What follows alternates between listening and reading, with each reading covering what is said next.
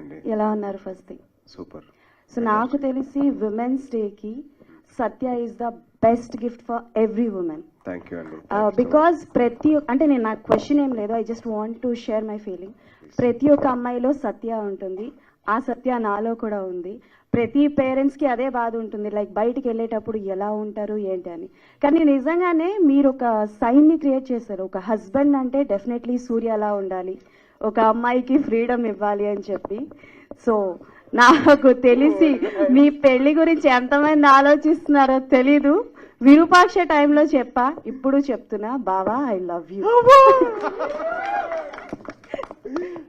కానీ ఇది నేను సత్యగానే చెప్తున్నా, బికాస్ హైదరాబాద్ రావడానికి ముందు my life was like that.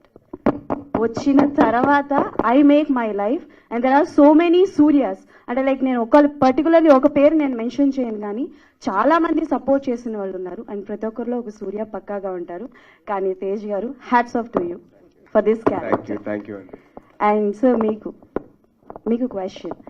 So బేసికల్గా ఇలాంటి మూవీస్ చేసినప్పుడు, షార్ట్ ఫీచర్స్ చూసినప్పుడు ఫస్ట్ ఫ్యామిలీకి చెప్తారు, ఫ్యామిలీకి చూపిస్తారు. సో మీకు వచ్చిన best compliment from your family ఏంటి?